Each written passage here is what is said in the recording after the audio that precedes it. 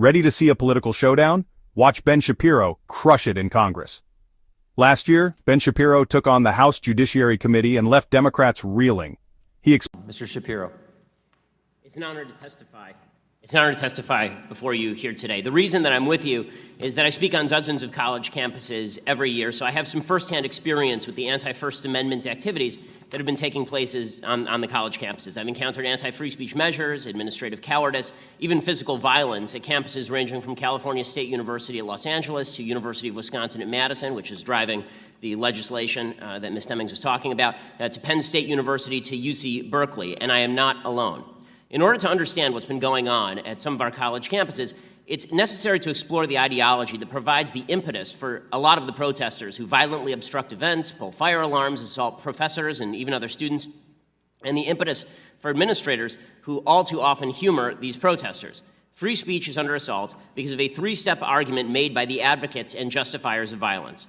The first step is they say that the validity or invalidity of an argument can be judged solely by the ethnic, sexual, racial, or cultural identity of the person making the argument. The second step is that they claim those who say otherwise are engaging in what they call verbal violence. And the final step is they conclude that physical violence is sometimes justified in order to stop such verbal violence. So let's examine each of these three steps in turn. First, the philosophy of intersectionality. This philosophy now dominates college campuses as well as a large segment, unfortunately, of today's Democratic Party, and suggests that straight white Americans are inherently the beneficiaries of white privilege and therefore cannot speak on certain policies, since they have not experienced what it's like to be black or Hispanic or gay or transgender or a woman.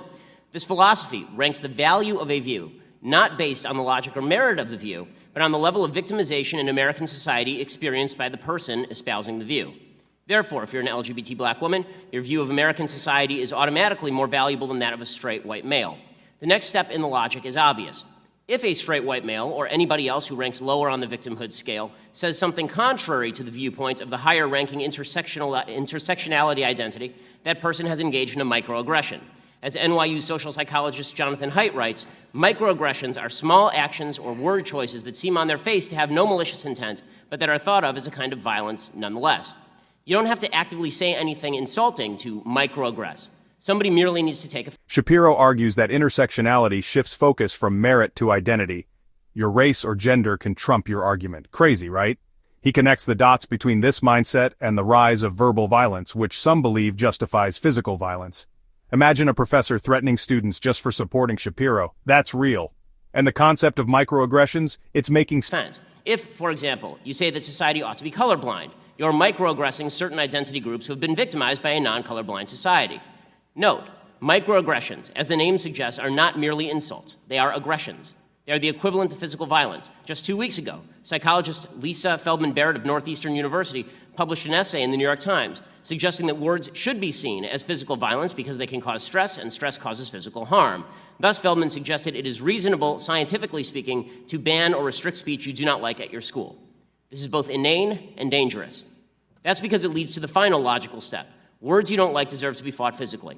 When I spoke at California State University at LA, one professor threatened students who sponsored me by offering to fight them. He then posted a slogan on the door of his office stating, "The best response to microaggression is macroaggression." As Haidt writes, this is why the idea that speech is violence is so dangerous. It tells the members of a generation already beset by anxiety and depression that the world is a far more violent and threatening place than it really is. It tells them that words, ideas, speakers can literally kill them. Even worse, at a time of rapidly rising political polarization in the United States, it helps a small subset of that generation justify political violence. Indeed, protesters all too often engage in physically violent disruption when they believe their identity group is under verbal attack by someone, usually conservative, but not always. Not only do some administrators look the other way, at Middlebury College, Cal State LA, Berkeley, Evergreen, actual crimes were committed and almost nobody has been arrested, but they actively forbid events from moving forward, creating a heckler's veto. The notion that if you are physically violent enough, you can get administrators to kowtow to you, to bow before you, by canceling an event you disagree with altogether. All of this destroys free speech. But just as importantly, it turns students into snowflakes, craven and pathetic, looking for an excuse to be offended so they can earn points in the intersectionality Olympics and then use those points as a club with which to beat opponents. A healthy nation requires an emotionally and intellectually vigorous population ready to engage in open debate at all times. Shielding college students from opposing viewpoints makes them simultaneously weaker and more dangerous. We must fight that process at every step. And that begins by acknowledging that whatever we think about America and where we stand, we must agree on this fundamental principle. All of our views should be judged on their merits, not on the color or sex or sexual orientation of the speaker, and those views should never be banned on the grounds that they offend someone. Thanks so much. Mr. Shapiro, you an agitator? Not as far as I'm aware. So I think that some of what's been said does mini-skirt the debate. Mr. Krishnamurthy, I got it right. When you were talking about the Wisconsin law, I believe that law was brought up in direct counter to what happened, and it was people talked about it on the floor of the legislature. In direct counter to what happened when I spoke at University of Wisconsin at Madison, where you had a bunch of protesters who stood in front of the stage and obstructed the stage, and then refused to leave. And when I asked the police would they remove the protesters they've been going for 15 minutes. By the way. Personally, two things, just to preface. I have no problem whatsoever with people protesting my speeches. I do have a problem with people who won't actually let me speak. And number two, as far as all the talk about white supremacy, I can speak from experience. Mr. Lawrence, your organization named me the #1 target of anti-Semitism online last year. So I have a trophy at my house that says #1 hated Jew in America. So I'm totally familiar with the level of vitriol that's become common in our politics. But one of the things that's a problem, and I think we have to be careful about, is when we say leave it to the administrators, and then the administrators do what they did at UW, which is the police. I said to the police, "Will you remove these protesters?" And the police said, "We have been told by the administration that if we remove the protesters, we are to shut down the event entirely." So we can't remove the protesters. We literally had to wait until they just got tired and walked out, basically.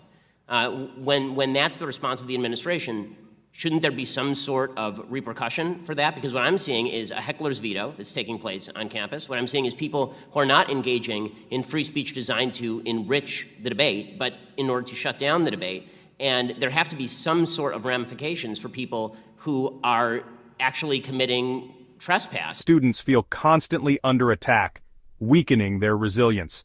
Shapiro also tackled the heckler's veto, where protests shut down events and administrators do nothing. At UC Berkeley and Middlebury College, this happened under his watch. Shapiro's message to Congress: judge ideas on their merit, not the speaker's identity. Free speech is non-negotiable. If you're with him, subscribe and drop